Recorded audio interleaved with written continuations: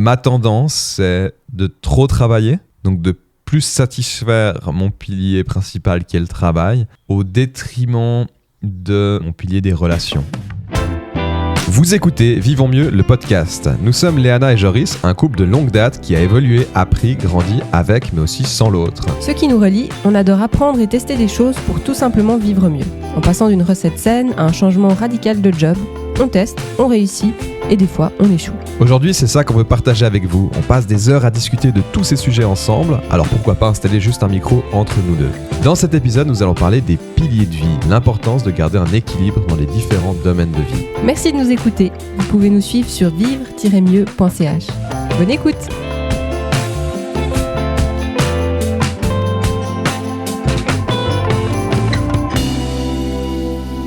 Qu'est-ce qu'on entend par pilier de vie ? Alors, dans les piliers de vie, donc on a plusieurs piliers de vie. Oui. Il y en a 3 principaux qui ressortent, en tout cas que j'ai pu voir dans pas mal de livres ou de vidéos de gens que je suis, etc. Le premier, c'est la santé. Le deuxième, c'est le travail. Et le troisième, ça va être tout ce qui est argent, travail, etc. Tout ce qui ramène en fait de l'argent. Donc je les répète, santé, relation et on va dire travail. Ça résume assez bien tout ça. Comme tu dis, c'est important de dire que nous, on va se baser sur ces 3-là pour cet épisode, mais en soi, ça peut varier aussi dans la littérature. Il y a parfois où on parle de 4 ou 5 piliers, parce qu'on peut diviser un corps justement en loisirs aussi, en sous-piliers, travail, exactement, en sous-piliers, exactement. C'est ça. Et que par exemple, faire de la randonnée, ça rentre plus dans la notion de santé ou de relation si c'est avec une équipe. Enfin bref, à chaque fois on voit que ça revient dans un de ces 3. Exactement, à les mettre dans un de ces 3. Et si on regarde par exemple les réseaux sociaux, puis qu'on fait un peu l'image de qu'est-ce qu'on voit dans les réseaux sociaux, ce qui marche, ce qui vend aussi si on prend des produits ou des services, etc., ce qui marche, c'est quand à chaque fois ça tape dans un de ces 3 piliers, que ça soit la santé, que ça soit les relations ou que ça soit le travail.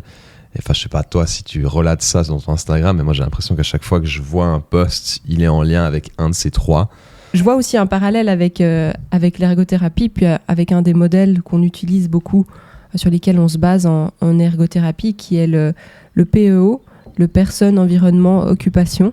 Ouais. Et c'est intéressant parce qu'on peut justement mettre aussi ces différents piliers, santé, travail, relations, dans le PEO aussi, dans la personne, dans l'environnement et dans l'occupation. Au final, l'occupation, c'est les différentes activités qu'on fait.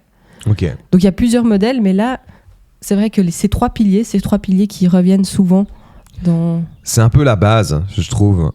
Et après, on va le voir maintenant, c'est qu'il y a d'autres piliers. Mais peut-être avant de parler des autres piliers, l'idée, c'est un peu de comprendre l'importance qu'il y a là-dedans.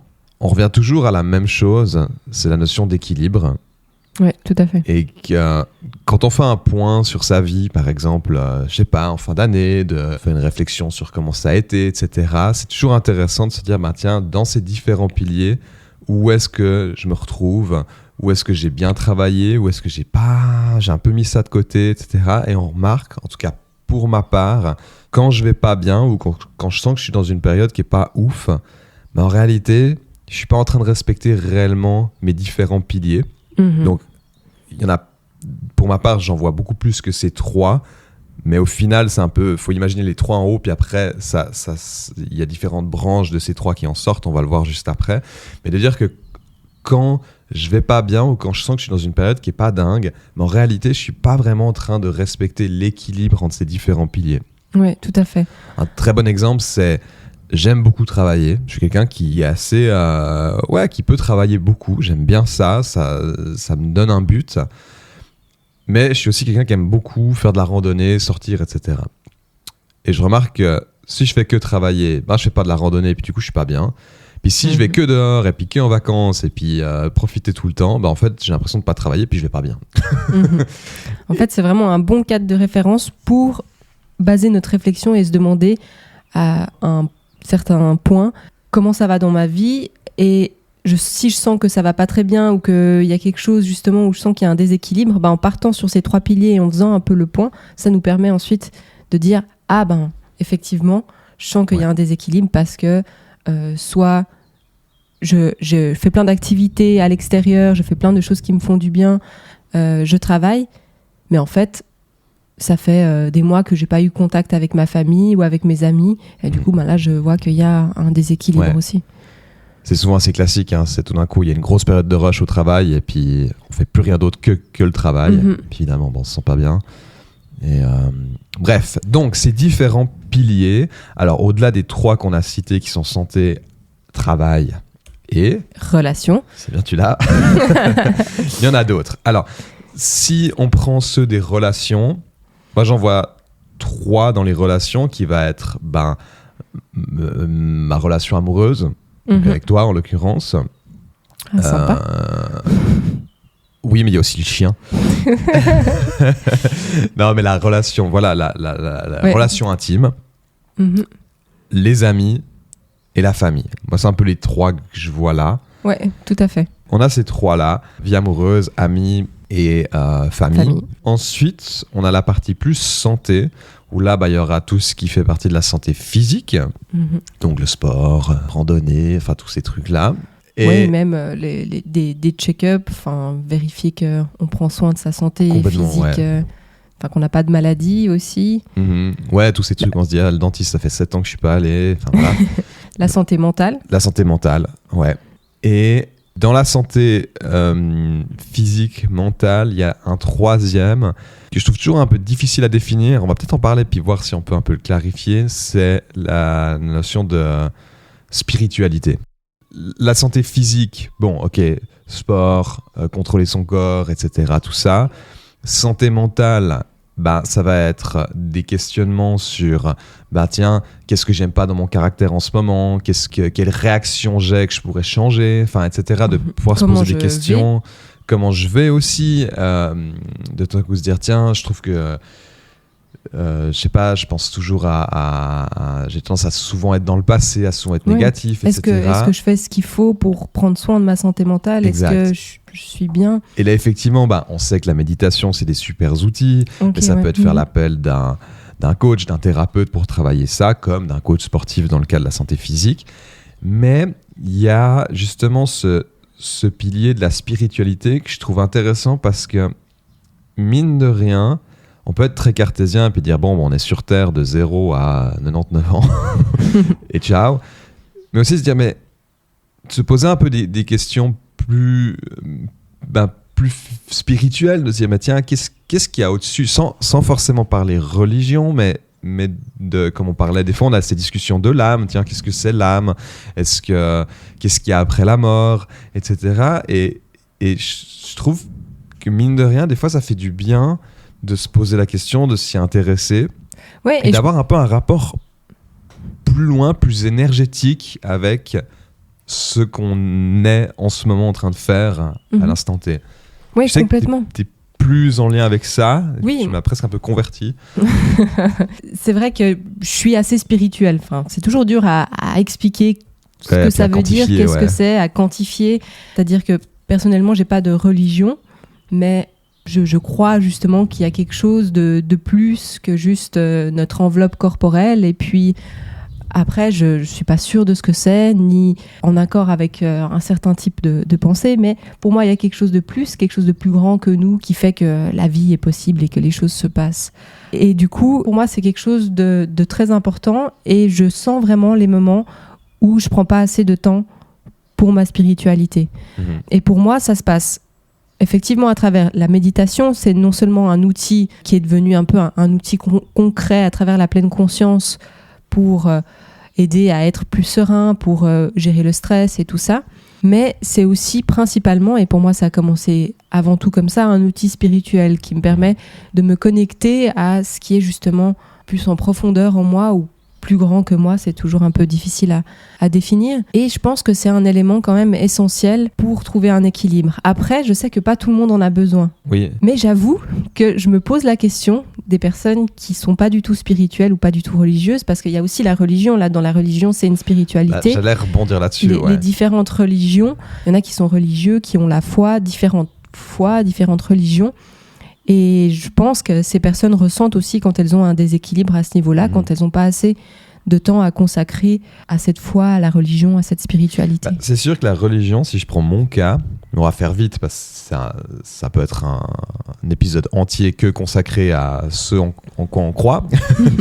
Mais typiquement moi qui ai grandi dans les préceptes catholiques, en Valais, profond, etc., qui t'apprend en fait, je crois à 7 ans, t'apprends que t'as péché puis que t'es responsable de la mort de Jésus. Enfin, il y a un truc qui est très lourd à porter. Et c'est vrai que moi, ça m'a coupé très vite du côté spirituel, religieux. Dire, en fait, c'est bon, moi, il faut que je sorte de ça parce que c'est hyper anxiogène. Le fait de se repentir et de devoir prier tous les soirs pour pas aller au purgatoire. Enfin, il y avait un truc un peu comme ça. Je dis pas que le catholicisme, c'est ça, mais dans l'enseignement qu'on avait... Ce que toi, t'as comme je l'ai perçu, c'était assez ça. Après, d'autres personnes, justement, ça leur correspond et puis mais c'est vrai que dès qu'on parle spiritualité, pour les personnes comme moi qui ont peut-être un peu mal vécu le côté religieux, il y a premièrement un espèce de non mais c'est bon, on va pas commencer à me parler de il y a autre chose plus haut que nous. Il y a un espèce de premier réflexe de barrage. Mais c'est vrai que toi tu me l'as présenté justement en disant mais regarde, pourquoi on est tous là? Qu'est-ce qui fait que tout d'un coup, il y a forcément une énergie, il y a forcément un truc en plus, sans forcément dire qu'après on va monter au ciel et puis on revoit tout le monde. Mais de plus de se dire, tiens, il y a l'âme, qu'est-ce que l'âme, etc. Enfin bref, on va pas rentrer trop dans les détails, mais je trouve intéressant de se dire, oui, on peut se poser la question un peu de notre but sur Terre, qu'est-ce qui fait qu'on est là, et même si scientifiquement c'est peut-être zéro, ça fait du bien de quand même se poser la question. Et ça n'empêche pas d'être cartésien. Pour moi, je trouve que c'est vraiment... Il y en a beaucoup qui disent non, moi je suis cartésien, je crois pas enfin, je suis pas spirituel du coup. Mais en fait, pour moi, ça s'oppose pas. Tu peux très bien être très basé sur les faits, sur ce qui est mesurable, mais laisser une part d'inconnu. Exact. Qui est là parce qu'il y a une part d'inconnu, on n'explique pas tout. Pas encore, en tout cas. Et pour moi, c'est ça aussi en partie la spiritualité. Mais bref, faisons pas plus. Non. Ça, juste pour dire, parce que j'avais commencé en disant que pour moi c'est important et que je sens quand j'ai un déséquilibre. Et après, j'avais dit que j'ai l'impression que pas toutes les personnes sont spirituelles ou religieuses. Il y a certaines personnes justement qui n'ont pas de spiritualité, qui trouvent leur équilibre dedans. Mais justement, je questionne un peu. Oui. Est-ce que vraiment il n'y a pas quand même un déséquilibre en n'ayant aucune spiritualité ou religion? Ça, c'est une question que je me pose ouvertement. Je suis assez d'accord. Et je serais très curieuse d'en discuter avec des personnes qui disent non, moi, la vie, c'est de là à là, il n'y a pas d'âme, il n'y a pas d'énergie plus grande que moi. Enfin bref, on garde ça pour un prochain épisode. Oui, ça m'intéresserait. Donc dans la santé physique, santé mentale et cette question de spiritualité. Et ensuite, dans ce qui est plus en rapport avec le travail. Alors de nouveau, tout dépend de votre travail. Dans mon cas où je suis indépendant et mon travail a une importance aussi de mission, de grandir constamment. Pour d'autres, c'est d'avoir le même travail toute leur vie, ça leur va très bien. Donc là-dedans aussi, ça peut bouger. Mais il y en a un peu 3 là-dedans. Le premier, c'est niveau monétaire, enfin de ce qu'on gagne, purement argent. Est-ce que ça va? Ouais, financièrement. Est-ce que financièrement, ça fonctionne?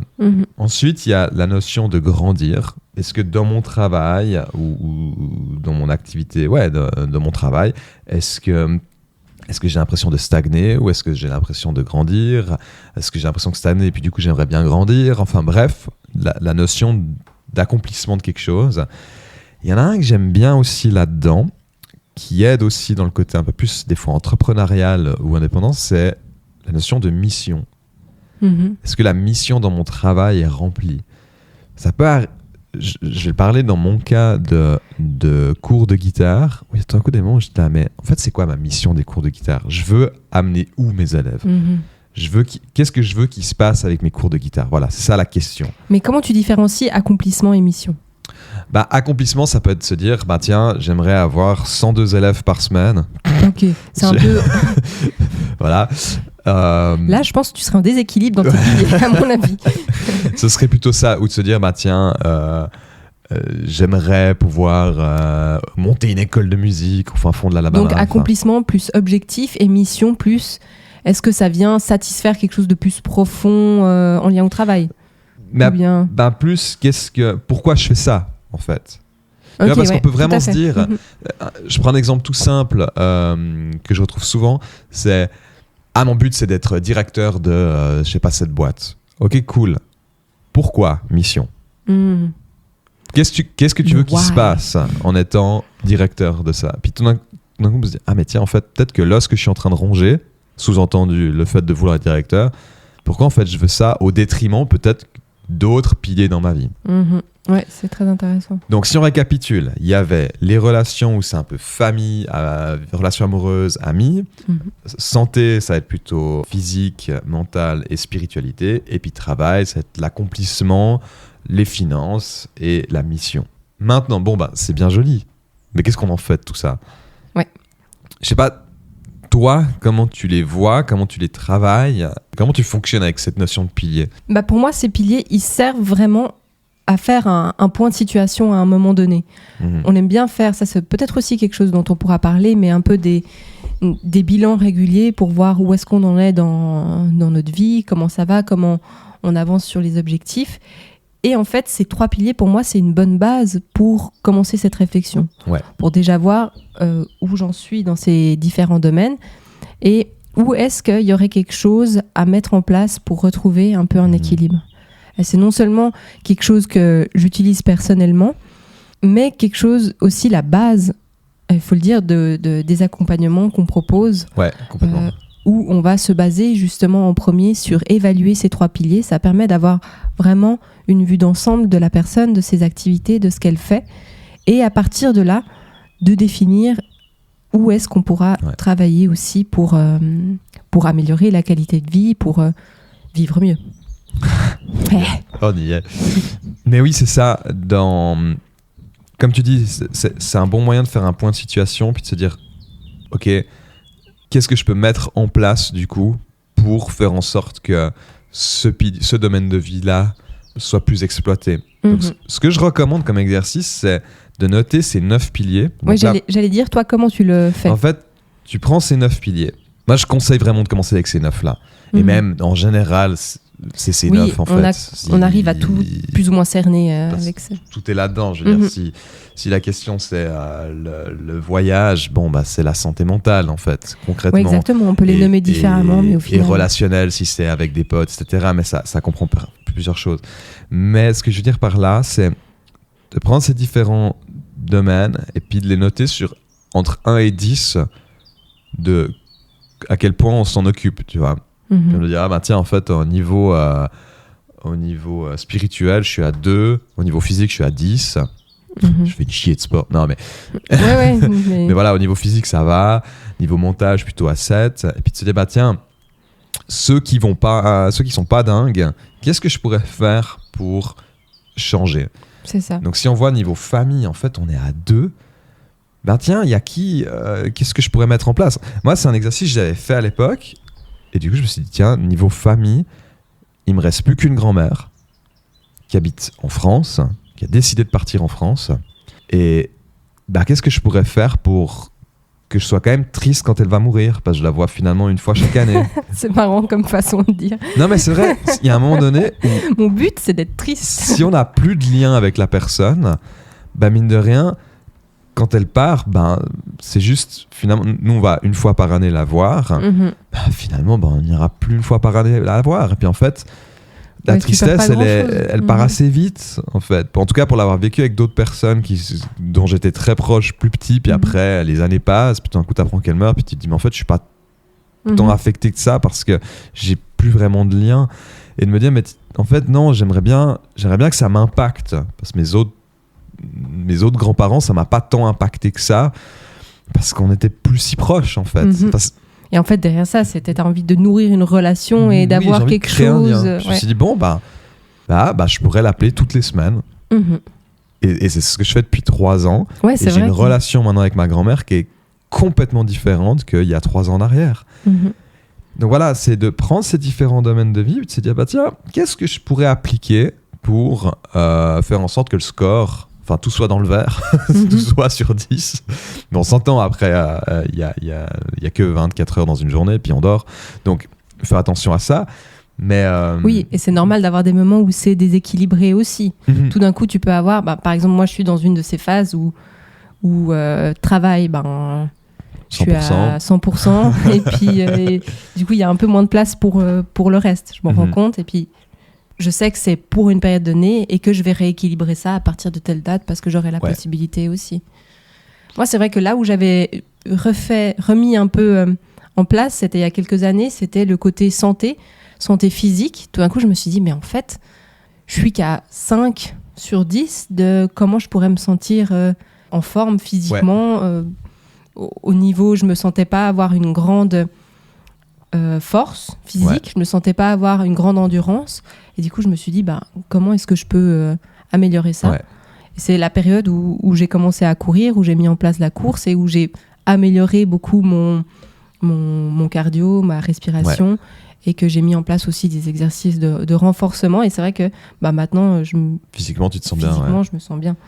Ouais, c'est ça. C'est dans l'expérience personnelle, je pense que ça peut être intéressant d'en parler aussi. Il y a différentes choses. Moi, je sais que ma tendance, c'est de trop travailler, donc de plus satisfaire mon pilier principal qui est le travail, au détriment de mon pilier des relations.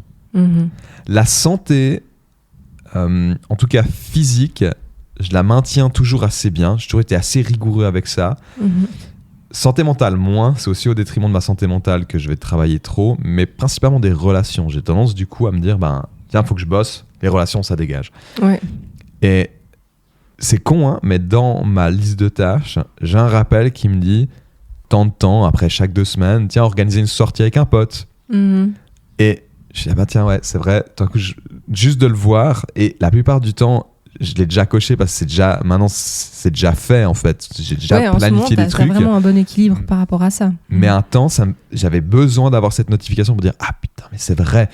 Ça fait 2 semaines que je suis comme un débile en train de bosser, puis j'ai contacté personne. Et il n'y a pas de honte à avoir avec ça, parce que des fois on pourrait se dire mais on contrôle tout ça. Non, c'est juste un rappel, juste une espèce de petite cloche pour dire t'es en train de partir un peu en steak et fais gaffe. Je sais pas toi d'autres expériences, mais moi c'est plus j'essaie de rééquilibrer aussi. Bon là je disais c'est le travail, mais normalement c'est pas ça. Moi j'ai plus une tendance à aller à fond dans mes relations, c'est-à-dire que je fais tout ce qu'on me propose. Je suis un peu FOMO, fear of missing out. Je fais tout ce que mes amis me proposent, tout ce que ma famille me propose, au détriment de ma santé mentale. Des fois je me dis mais en fait j'ai juste besoin d'être chez moi, tranquille, seule et de parler à personne. Et je fais trop d'activités. Cette semaine, c'est un exemple parfait. Et avec la semaine prochaine encore aussi, où j'enchaîne des activités tous les soirs. Mal, et où je me dis, mais en fait, c'est trop. Là, je sens que j'ai dit oui à tout le monde. Mon relation, ok, super. Socialement, je suis à 14 sur 10. Mais au niveau de prendre soin de ma santé mentale et même ma santé physique, parce que du coup je dors pas suffisamment et t'as pas le temps de faire du sport, j'ai pas le temps de faire du sport, j'ai moins le temps de méditer, j'ai pas le temps d'être seule et puis de juste rien faire, parce que j'adore me poser sur une chaise et regarder dans le vide. J'ai fait ça ce matin, j'ai ouvert la fenêtre et Joris s'est passé derrière moi, il était là, tu fais quoi? J'étais là, je regarde les chats dans le jardin. Ah oui, il y avait un chat qui miaulait. Ça m'a fait du bien, tu vois, j'ai pris un peu soin de ma santé mentale ce matin. Mais voilà, après il y a plein d'astuces, ça peut être d'avoir juste un tableau chez soi où il y a ces différents piliers, puis de les noter, puis de voir enfin ça fait du bien des fois de juste se souvenir qu'ils existent, et puis de tout d'un coup se dire oula, je suis en train de zapper celui-là. Meilleur exemple pour moi, et maintenant ça va mieux parce qu'on a mis en place, typiquement, ça c'est aussi un bon exemple, on a mis en place que chaque 2 mois, l'un offre un week-end à l'autre pour se forcer à prendre des vacances et puis à voir autre chose. Plus ça me forçait moi, parce que toi, s'il faut partir, tu pars. Moi, j'ai plus de mal à partir. Et je remarque, j'adore les vacances, mais si je suis trop longtemps en vacances, en fait, j'ai l'impression que je sers à rien parce que j'aime bien travailler, j'aime bien ça. Si je fais que travailler, j'en ai plein le dos parce qu'en fait, il faut que je parte en vacances décharger. Et c'est bien cette notion d'équilibre que Quand il y en a un qui est à 10 au détriment d'un autre qui est à 2, ça va pas. Ouais, c'est ça. Et rééquilibrer ça. Bref. Mais ça, je trouve que c'est très bien. Du coup, comment est-ce qu'on fait concrètement pour rééquilibrer ces piliers ? Là, on a parlé de plusieurs éléments. Premièrement, on évalue, on regarde, on dit à quel niveau on est sur chacun de ces 9 piliers. Et ensuite, qu'est-ce qu'on fait concrètement ? Là, on a donné des exemples. Mais en soi, c'est se donner des rappels, souvent, de s'occuper d'un des piliers. J'ai l'impression que c'est ça. Que ce soit à travers, toi, dans ta liste de tâches, te dire contacter un ami, que ce soit définir, d'organiser des week-ends chaque 2 mois, l'un pour l'autre. Moi, actuellement, ça serait vraiment me mettre un rappel une fois par semaine dans le calendrier, de me réserver une soirée où je fais rien. Exact, typiquement, ça serait quelque chose à faire. Ce qui est important, parce que toutes ces notions d'organisation, on disait de calendrier, de liste de tâches et tout, c'est souvent très bien utilisé dans le travail. Ouais. Mais pas beaucoup dans la vie perso. Exactement. Et une liste de tâches, ça peut être très bien sur méditer 5 minutes. Ouais, c'est ça. Qui vient tous les jours à 13h. On se dit que dans la vie privée, ça va venir comme ça vient, mais non. Des fois, on peut passer à côté de certaines choses, on a justement. des grosses flemmes. Faut pas oublier, l'humain est une grosse flemme. Il va pas de lui-même faire les choses. Et il lui faut des petits pics, des petits rappels, des petites choses, mettre dans l'inconfort pour forcer à faire quelque chose. C'est comme ça qu'on fonctionne et c'est normal. Ouais. Espérer faire du sport, c'est vraiment tellement d'énergie et tellement c'est tellement mauvais pour notre santé mentale parce que vu qu'on le fait pas, on se sent mal de pas le faire. Mais non, il faut prévoir du temps pour. Il faut prévoir, bloquer du temps pour, etc. Et à un moment donné, on n'y arrive plus. On est de nouveau en déséquilibre et c'est tout à fait normal. Et on refait un petit point. Il faut faire un point régulier et rééquilibrer. Écouter le podcast, enfin l'épisode, et dire ah mais oui. Bref, on s'arrête là. Mais tout à fait, mon ami. C'est la fin de cet épisode. Merci de nous avoir écoutés. Vous pouvez nous suivre sur Instagram sous vive-mieux. Vous pouvez mettre 5 étoiles sur Spotify, ça c'est super important. Vu que c'est un podcast, on n'a pas vraiment un retour direct des gens, du nombre de likes, de commentaires, et des fois ça fait super plaisir quand les gens nous écrivent ou nous laissent une petite étoile. Ça sent hyper valorisé, puis on en a un petit peu besoin quand on passe du temps à faire tout ça, même si on adore le faire, mais ça fait toujours hyper plaisir. Sur le site qui est vivre-mieux.ch. Vous pouvez retrouver les épisodes et il y a une section commentaires, vous pouvez aussi commenter. Si vous avez des idées d'épisodes aussi, ou dites ah tiens, genre on a parlé vite fait d'un truc, puis vous trouvez intéressant, n'hésitez pas à nous écrire. Plus on a des idées, mieux c'est. Et en plus, si ça répond à une demande, c'est encore plus cool. Ouais. Merci beaucoup de nous avoir écoutés, puis on se retrouve la semaine prochaine pour un nouvel épisode. Ciao.